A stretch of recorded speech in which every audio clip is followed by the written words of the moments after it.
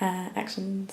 The Pasteur Bach Free School in Camden Town was set up just a few months ago as an alternative to the standard curriculum, where instead of teaching formal lessons, the children are encouraged to learn by themselves, making use of their own natural curiosity.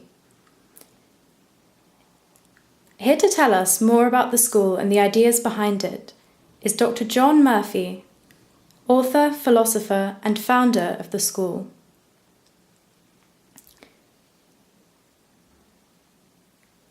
Hello, Dr. Murphy.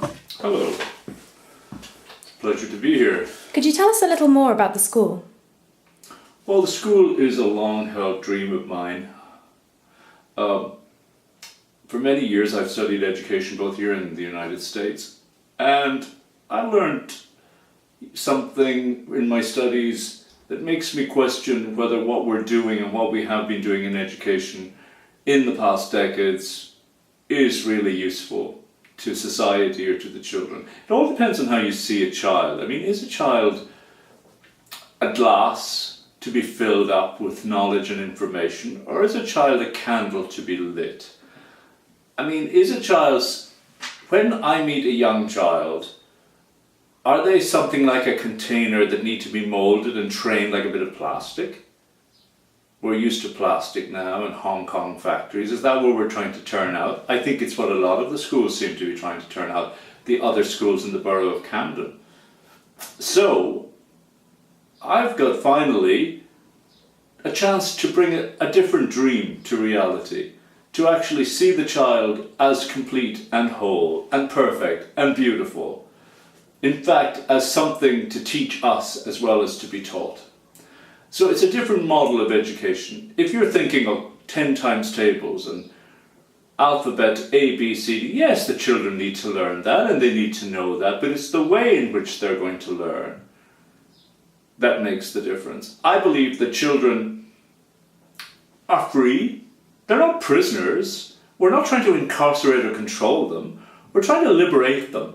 That's probably the secret of what we're trying to do. So people may say, well, you know, your school, no rules, no regulations. Yes, there are rules and regulations, but they're not imposed by the powerful adult on the beautiful child. They emerge from the child. I'll tell you, give you an example. Just the other day we went on a school outing and we took a train across to Kew Gardens, and okay, there was a little bit of trouble on the train coming back because the children were a bit unruly, as sometimes children are. And so we had to sort that out. I had to help them to sort that out. And we sat down afterwards and some of the children said, you know, okay, that isn't the best way we could do this. We've got to sort things out so we can actually have a better day. And so together they started to make their own rules and regulations. So people who say my school in Camden is a school without rules and regulations, they're wrong. It's a school where the children are the inspiration of the rules and regulations. So far, so good. So how have the local authorities reacted to this local authorities reacted to the school? Well, you know, you understand this is a new way of doing things. People don't like change. People don't like something that's new. People are in love with the past, not the future. People love answers. They don't love questions. So I come along as a question. I come along as the future. And of course it'll take a little time. Adults like control. We all like control. In fact, we sort of breed societies to be controlled. So when somebody tries it in a different way, yeah, people say, well, that's change, that's revolutionary. However, I'm absolutely convinced that given the chance to see what we're doing in Camden, and that's why I'm so glad that finally it's not, I've written books about this, I've thought about this, I've talked about this, I've lectured about this, but finally, actually, I'm getting a chance to do it, to show you, visibly show you what can happen when children are at the center of the educational experience, when they're not at the bottom of the pile somehow, and the great teacher is at the top. So, when we're in this together, I'm preparing these children for democracy. I'm not preparing them for totalitarianism, and we live in a democracy. So I think it's a good fit. Now, obviously, some of the powers that be will take a little convincing because they're used to it. But I say to them, talk to the children at the other schools. I mean, talk to them. Actually, it's very interesting because we did talk to them. We met some of the children from the neighbouring schools, and they met the children at the Pasteur Bach, and wow, they went away actually wishing that they were with us, because they thought, okay, we could be doing that. We could be creating our own educational system here, given the right situation. So far, I think I expected it to take a little time. Nothing worthwhile gets through without a little time, a little trouble, and not real trouble, but I didn't expect to be able to convince everybody straight away, but give us time. So why do you think that now is the time for this kind of change? Well, this is 1970. Look at the decade we've just been through.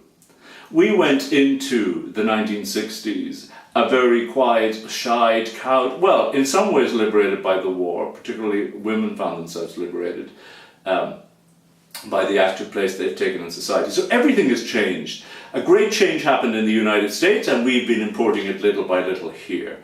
So there's a great freedom. People are standing up for themselves. You have black people in the United States at last standing up for themselves. You've got people with a dream.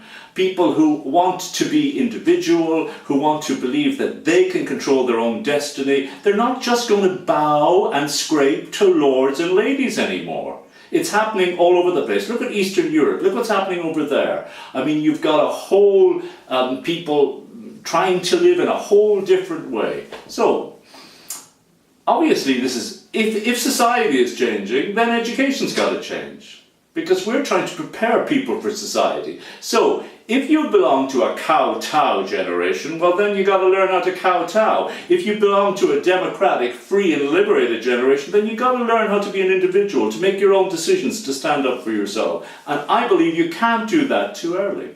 So we're doing that at the school here in Camden. And we're pioneering something, and we're modelling. In fact, we're modelling a better world.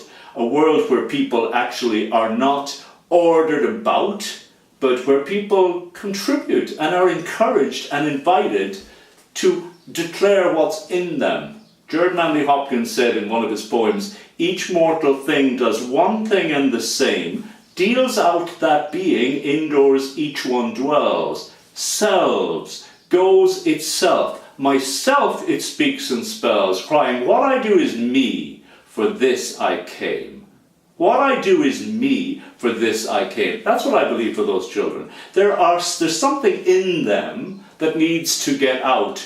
There's something in them that will contribute to the greater good of society. It's the job of educationalists like me to release that spark, to encourage that flame, not to douse it. There seems to be, for a lot of people, a sense of mystery around the school. For example, in the name, Pasteur Bach. Well, Louis Pasteur, great medical scientist from France. Johann Sebastian Bach, great German composer.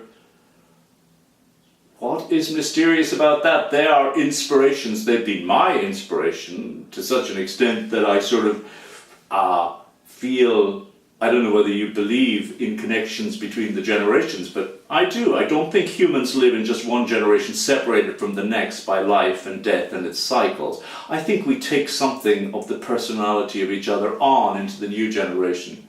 I don't know who you think you are, but I certainly feel a special connection with Pasteur and a special connection with Bach. And believe me, those are wholesome connections and inspiring people to bring, what do you want me to call this place? The Queen Victoria Memorial? I would rather call this, those people introduced the future. Bach in music and Pasteur in medicine. That's what we're about here, introducing the future, inspiring the future. I feel inspired by Bach, I feel inspired by Pasteur, and in their name, our school will inspire the children. And if we manage to contribute to the future generations even 1% of what Bach and Pasteur brought, then my work will have been worth it. So Dr. Murphy, you were born and educated in Ireland and spent some time in America. How has this influenced your ideologies? Well, I think I came from a conservative time in Ireland, a society very much dominated by the Catholic Church and a conservative De Valera run state. Understandable, it's a very young and new nation. And then I went to America, and I happened to go at a time when, in fact, there was a new air, there was a new spirit, there was a new belief in a better world. You can call it utopia, you can call it heaven on earth, but people at least were experimenting with discovering something beyond what we are. There was a sense that anything is possible. You can dream. You've got Dr. King and his dream for African Americans. But that was stretching into all areas. And in the universities where I was, of course I breathed that air. And I'm very happy to bring that back with me to blow some of the cobwebs out of the London educational system. And to give a little bit of that opportunity to our children. Why should young American children grow up confident, positive, believing in the future, believing they can do anything, while a young British child grows up believing that they should respect their betters, obey? Is that what we want for them today? Well, if so, send them to some of our public schools. If you want them to grow into a future that's dynamic, exciting, challenging and real, well then send them to the Pasteur Bach. And finally, one last question. What do you anticipate for the future of the Free School? Well, I feel that we are introducing something new. I feel that my hope for the school is that we will, through our example, inspire others. Now, not everybody may come to a Pasteur Bach School. I'd love if they would. I'd love if they would come to ours. And in fact, we have many more places, and I'm hoping to fill those places. However, I think we will have a profound influence, even this interview, by opening the eyes, waking up the educational society, the academic institutions of this country, to remind them of what education is all about. I think that, okay, we're a prophetic voice, if you like. We're somebody speaking like John in the desert, wake up, there is more to this than just the rules and regulations and the old ways. There are new ways. So I think we're going to send a shiver down the spine of the British education system, and I'm happy to be that shiver, and long may they shiver. Thank you very much for speaking to me, Dr. Murphy. You are very welcome. It's been a pleasure.